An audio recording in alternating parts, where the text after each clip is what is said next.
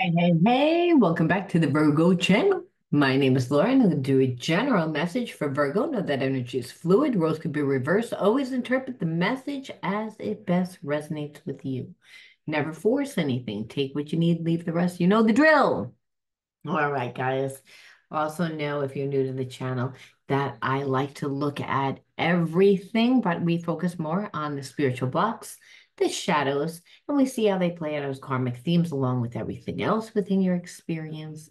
Now, if you want to enter into winning a free reading with me, you got to keep that in mind. That part of your reading is going to be a shadow reading, and that is going to be live because I always do it on YouTube live stream. I believe in spiritual law, what's best for everyone involved, what's best for me, what's best for you, what's best for the collective. Because, as we know, that the message always goes to the people that resonate with it. All right. Now, anything of any importance or relevance to the channel, you can find in the description box. And if you're someone that's in need of shadow healing, check out my shadow healing coaching program for just $7.99 a month. You get inner child healing, shadow healing, reparenting, and all the healing modalities to heal the effects of trauma, is what I'm trying to say. Okay.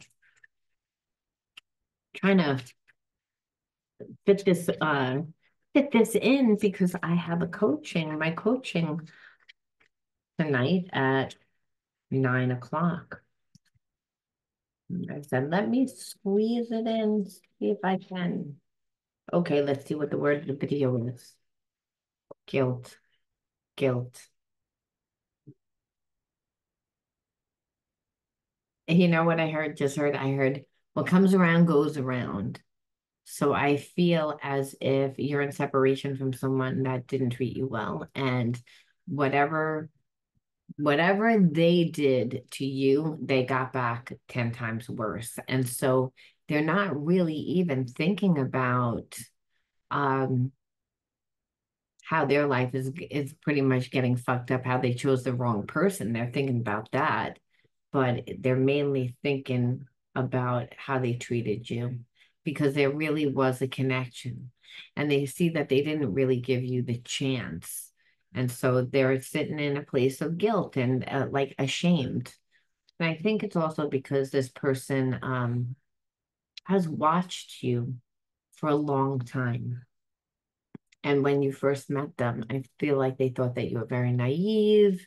They didn't really know how you were going to fit in with the community and with just people that they were friends with. And what they see is that everyone loves you. And then what they see is that um, your life is good and that their life really isn't good and that they made judgments. But really, what they're focused on, like I said, when it comes to you, is guilt. Now we're going to see again exactly why the person feels guilty. A lot of times people feel guilty when a person moves on with their life and they show them that they have a great life. And there's a sense of, I didn't think that your life was going to be that good. So if your life wasn't that good, then it actually makes me happy.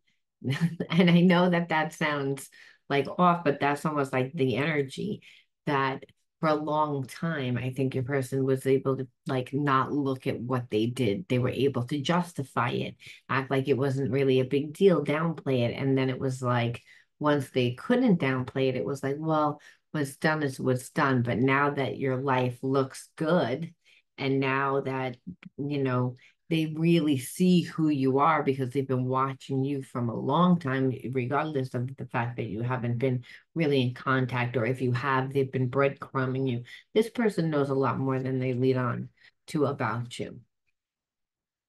Now, again, they might know from Googling your name. They may know it from, having mutual friends. They may know it because they just, again, go on Facebook, go on social media, do their homework. If you really want to know something, you can find it. So again, I feel like this person just used to lash out like like all the time, because I feel like they have a lot of anger issues. So people tend to just not have anger issues. It's that I feel like this person has gone through a lot of trauma, and that they tend to like a lot of freedom. They don't like to be questioned. And so I feel like you would just have like like be asking them a question and they would always read into it, like acting like you were like a detective. And like I said, that's this person is somebody that is if they want to know information that they're going to do everything in their power to find out. They'll play detective. So here it is, you're just having a conversation with this person and they see it as like you're confronting them. So it's triggering, right? It's triggering to them. And then not willing to really look at the situation of how they treated you for a really long time. I feel like they were in denial of how they treated you. They were in denial of actually that there was a problem. Now then for a long time they were in a denial that there were that, they were in denial that there was a problem for a long time. Like that they could just conduct the relationship and then the way that they wanted to, and then, do whatever they wanted to without consequence, right? That's how this person was acting, almost like again, when someone does something wrong or they want to do something wrong and you're right there and you're like, you kind of know that they want to do something wrong and you're like just asking them questions, but you're not saying anything about what you think that they're going to do, but this person knows already, almost like, I don't know if I'm getting my point across, but it's like almost like this person is so sneaky that sometimes just asking them a question made them trigger. And they didn't think that they had a problem with that. And then on top of it, they don't really have a problem with the way that they, how they just treated you over it. So it's like not just one thing. It's like you get triggered because I asked you a question, but then you treat me like shit after. And you don't think that there's a problem with it. And then what happens is that they play the martyr. So it's again, this person has like a second chakra imbalance. I feel like they're like hormonal. And I feel like said, when a person has a lot of wounds, and it means that they have a lot of core beliefs that are negative about themselves. And this person has learned how to like kind of be in a relationship the way that they want to be in a relationship. And it's not even like that. I feel like this person's doing anything. I just feel like they don't like to be questioned. They don't like to be accountable. They don't want to say that they're going to be accountable. They want to feel as if they're free in a relationship. And then the problem is that they attract a lot of different people that read into that in a different way. So you don't really feel like you ever have your place with them. And then when you say something, they don't handle it properly. And then they overcompensate for it, meaning they're going to rip your head off 1 minute, and then the next second, they're going to be like the martyr. So there's a sense of, almost like they haven't created enough of their own identity, and then they're afraid that you're going to come in and like take whatever freedom that they have, their own little life away. Almost like people have always come into this person's life and they have always overgiven. They've always like lost themselves in the person's energy. And then when they want to create a little distance within the relationship, it becomes turmoil. So there's a sense of they don't even want to have a relationship, not a regular relationship. There's a sense that they feel like they need to be without.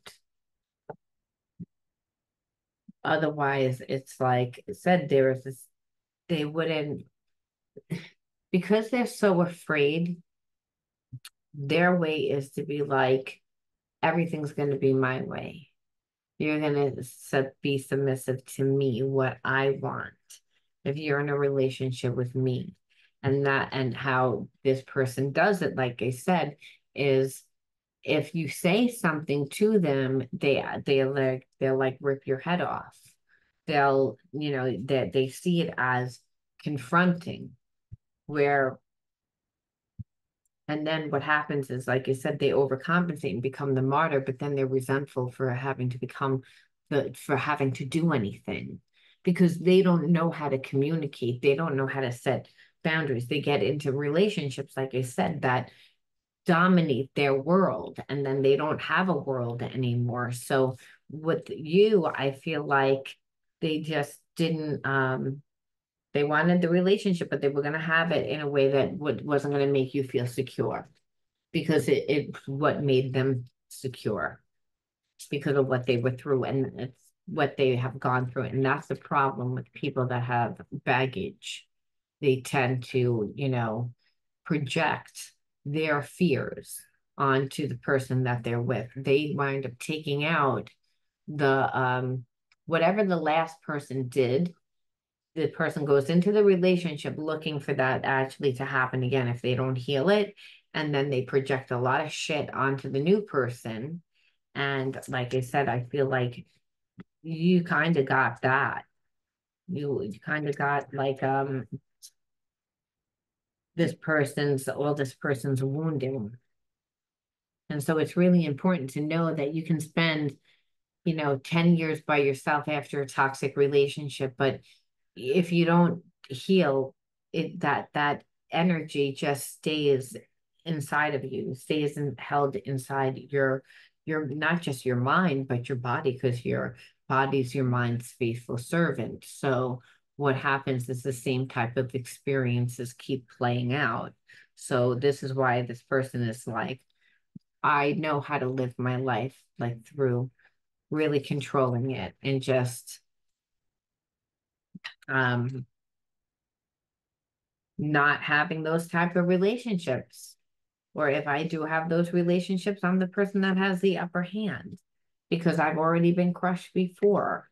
And so that's what it is. It's like that. But the problem is that their way is to like either crush or be crushed a lot of times. That's what happens with the second chakra imbalance, where it's not all or nothing. You have to go with the flow of life. You have to balance your life. So this person feels really inadequate with who they are. They don't like who they are. They don't like who they are because every single relationship that comes out is bad. And it's because they overgive, they lose themselves in the other person. And then when they want to create balance, there's a problem. So they're like, I don't want to get into another relationship because it's always me that like sacrifices. It's always me that loses in the end. But that's because you can't be a yes person and then secretly want to be a no person and then do whatever the hell you want to do type person, because there's consequences to it. And I feel like this person has, you know, did this to many people, not just you. And it didn't start with the person before you. It's happened a long time ago. And like I said, I feel like this person gave a few people a few chances where they weren't on guard. But how many times can you do that when you keep creating the same thing? And why do you create the same thing? Because of your childhood wounds. It's that you grew up in an environment where you watched somebody dominate your parent that you were closest to, someone that again was supposed to give love, someone that was supposed to give support, but instead was all about control, was all about dominance, was all about it being their way, was all about making everyone become submissive. And the irony is that your person hated that person, but they've actually become that person because they've inherited the family karma where they keep creating the same thing. And it's because they actually go into the relationship being too nice, too gullible, lose themselves. And then, like I said, so now they went the other way. Like with when they by the time they met you, they went the other way, meaning I'm going to give very little. I'm going to be very conservative in how I act. I'm going to move very slow. All things that you're like, okay, like this isn't really fair for me. It's like you're overcompensating because of your wound and it's affecting me on an emotional level. And that's why this person saw it as like you were confronting them, which is why they got triggered and they confronted you where they lashed out. They became angry and then denied that they had a problem. But and then it's like, no, well, would rather become the martyr because martyr is better than be seeing themselves as someone broken. That's why. The ego will always try to avoid what's, what's uncomfortable. And this person doesn't, doesn't really want to heal. It's like healing means that they would actually have to go back into certain relationships and not go back into them physically, but figuratively and experience what they experienced and see how they contributed. They just almost feel like there's just something wrong. Like they're just like, I just can't have relationships. It's like they've chalked it up to that, but they don't know the reason why. They just think I get into relationships and I pick the wrong people. And the thing is, it's not every single person. You can train the right person to become the wrong person by how you're treating yourself. And when you don't have a backbone and you overgive and you overdo and you lose yourself in that person, well, then unfortunately, then people take you for granted.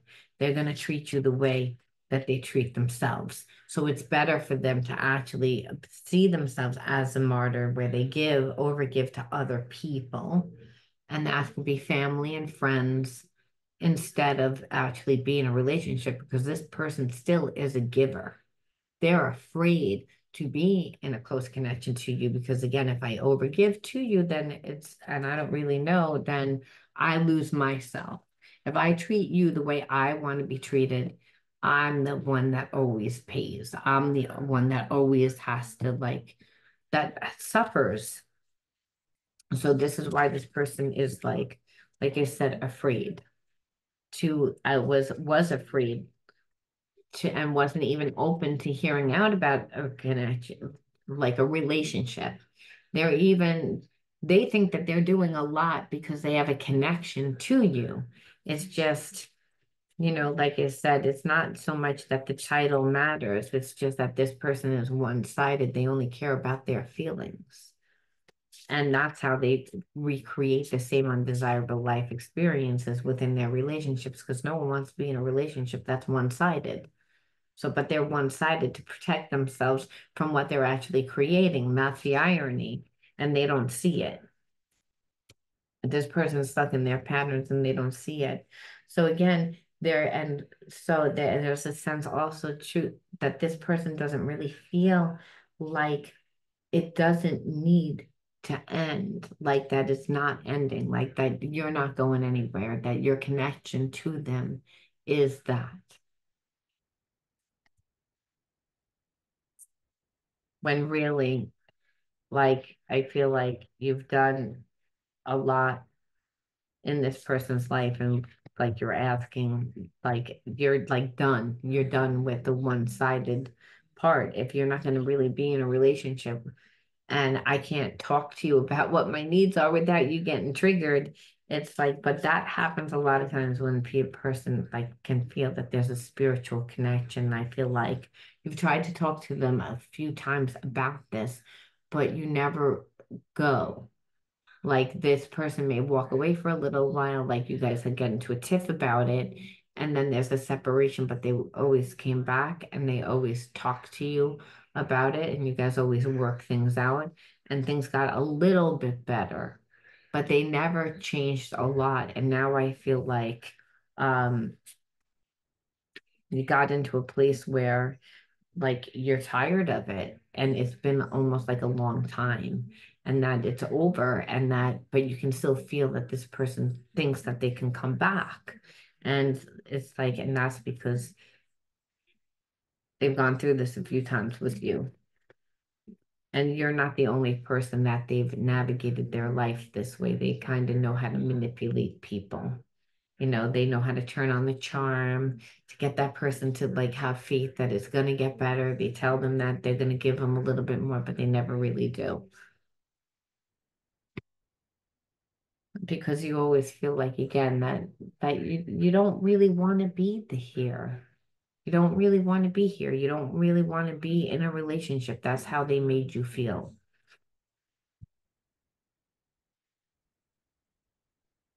Like but we understand why. So what are they planning on doing? What is the whole point of this reading? And then it's like, so why did they come into your life? Why did you attract them into your life? What are they going to do?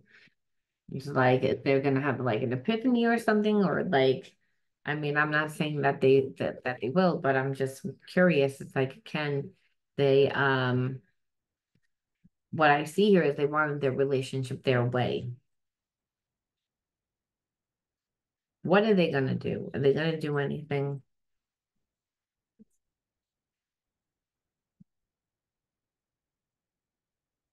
I feel like they're in a place where they're actually like evaluating their options. So I feel like they have a lot of options, but I feel like those options aren't good. And it's because again, they don't want to give anything. They want a one-sided relationship because they've gotten hurt. And so they're also like kind of like I kind of feel like strategizing. Like if they come towards you, they're gonna like again try to it almost make it like into like a business transaction, like where it's like where they want you to be happy about what it is that like if whatever they give to you, they want you to be happy with it. They don't want you to feel like you're not getting anything. However, um, I feel like they're in a place where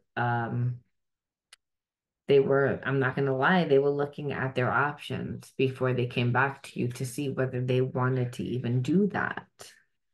So like almost like maybe that I can find somebody that's like you. I can find somebody that reminds me of you, that has all the qualities of you, um, without having to 100% give.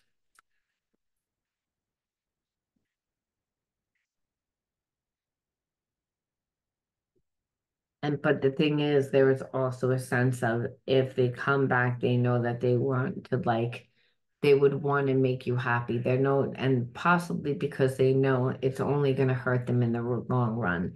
And that's really what it is, what I just heard.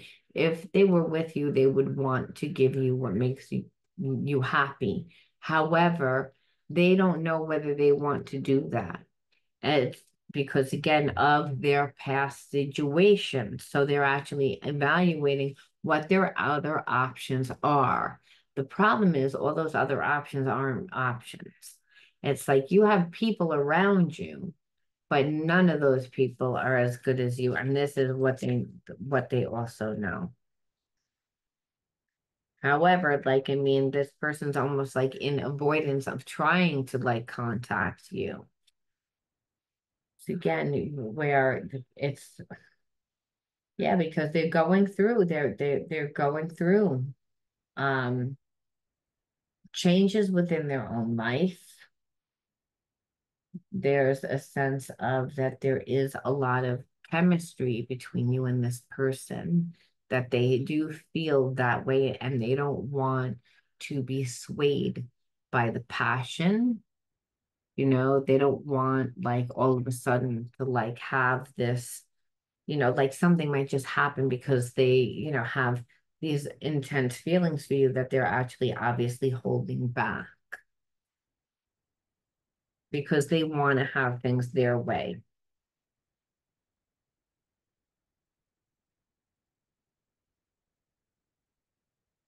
Yeah, because again, they don't want to like extend themselves. It's again, there's a sense of them taking the time out to reflect on what they want, but it's again the more that they think about a relationship, the more that they tend to get nervous, and the more that I feel like also that's why they are avoiding you, like I said, because they already have like It's not that they don't have a connection to you.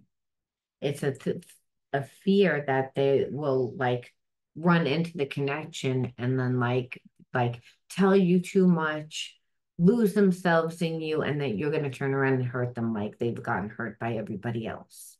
Like you're gonna do that.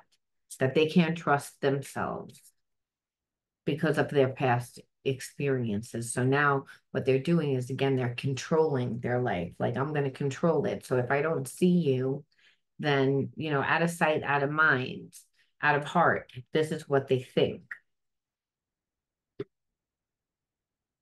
But they're, like you said, but they're like in limbo right now. And they're, again, still focusing on it, like trying to like find the answers of really what to do.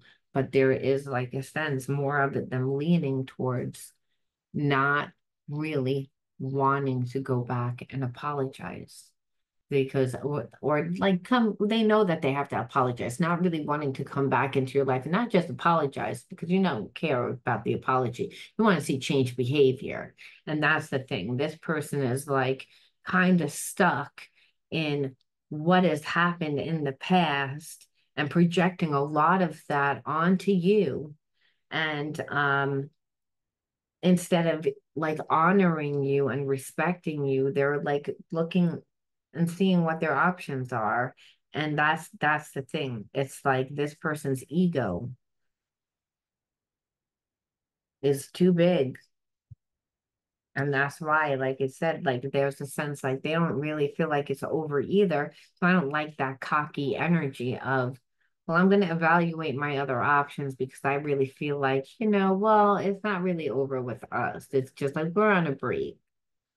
But it's again, because I really do have a lot of passion for you.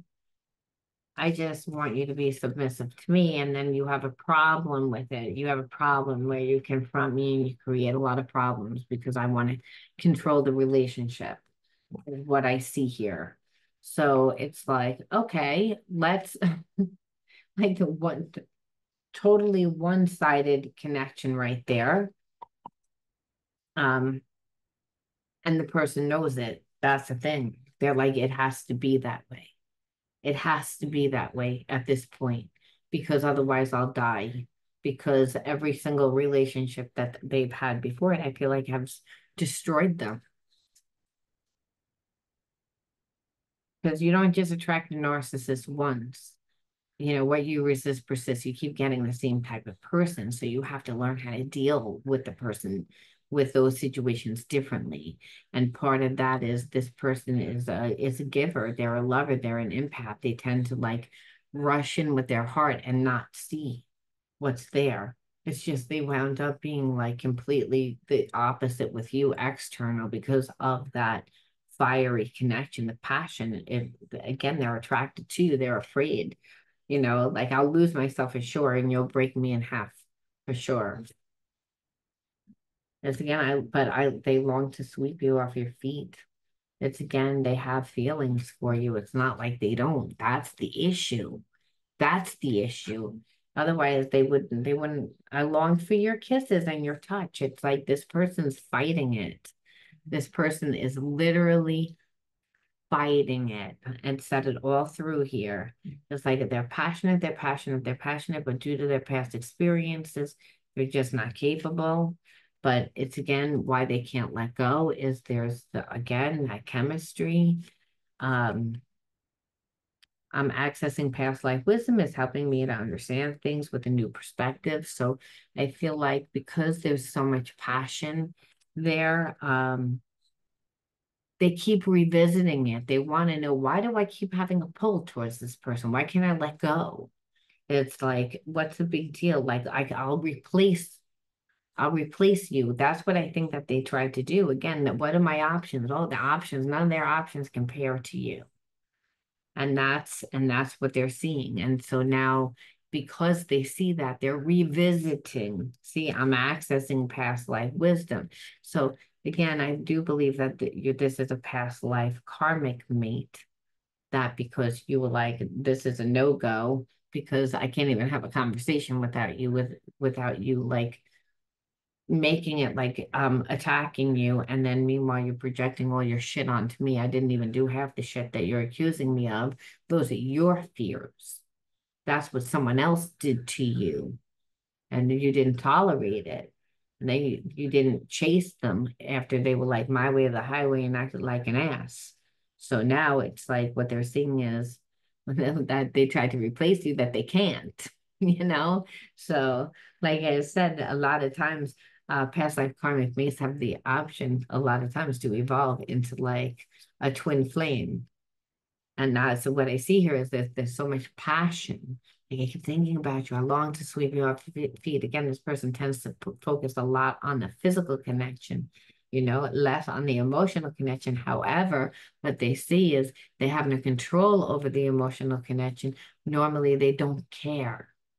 And that's why they keep revisiting it. And that's why, again, they're like almost like, what am I going to do with this energy? Um, I feel our energy merging together as if it has a life of its own. So that's what I'm saying. It's like this person feels the pull back to you every single time. And it's not like they're not trying to control it. We know that because they didn't give you anything. They breadcrumbed. They, want my way or the highway, protecting themselves, not really sharing that much about themselves. Again, doing things to really not let you feel comfortable in even being in a connection to them. They purposely did that. And so what they're seeing is, again, they still have feelings. They can't control it. I always felt I had a higher calling in life, and I feel our connection might bring some clarity onto it. Again, this person feels like you're like their soulmate, like you're a twin flame, like you're like again, that's what they feel. And I don't think that they knew what that terminology was. I feel like since they met you and they've been trying to like break away from you and that they see that they can't, they at first they thought it was witchcraft, and then I feel like they've just been on social media and talking to other people about soulmates, and they're like feeling like this is the real deal. I can't, this is the real deal. Like they almost had to like they destroyed this connection in order to see like who you were. Almost they had to do that because they've never experienced anything like this before. And it's almost surreal to them. And so, this person's very logical, they're very analytical. So this is opening up a whole new realm for them, and they just feel like I'm supposed to be with you. It's not only that I have a pull and so much passion towards you, I'm supposed to be with you, that somehow my path is somehow connected to you. This is what they feel. I'm going through a dark night of the soul. Nothing makes sense right now. So this person is going through an ego death right now. And what I feel like is they have an epiphany during that ego death about all this. That, wait a minute, I've been trying to run from this person. I've sabotaged this. I haven't given anything. My life doesn't make sense. And really, it's like they're awakening to the fact that you're their person, but also that they want to step into that higher, that the higher energy, the higher consciousness. Because it's what it says here is like that they're talking about purpose. So, and to become purpose, it's to give and receive of love, to become the expression of love. And that's unconditional love. And when we grow up in environments that where we have wounds, where we wind up going into every relationship creating the same exact experience to the point that we're trying to avoid it, but we're just keeping ourselves locked in. That's the only thing that could actually break that karmic cycle for this person is, again, a soulmate twin flame connection. So we ask, why did you bring this? What's your connection to them? What do you need to learn?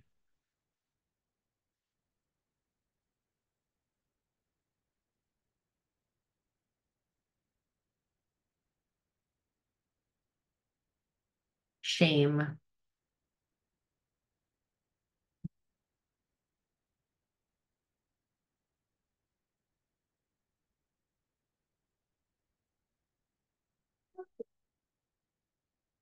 Thing, organized chaos, misunderstood. So I feel like you grew up in an environment that didn't obviously make you feel safe. You felt like you couldn't connect to anyone, that you maybe you were the odd duck, you were the black sheep of the family. Always seemed to be misunderstood, but that you were misunderstood mainly because you grew up in an environment that it was organized chaos, and organized chaos is functioning alcoholism, um, like infidelity, like everyone's still going to work. Everyone's pretending that everything's okay, but everything isn't okay. And it's like, and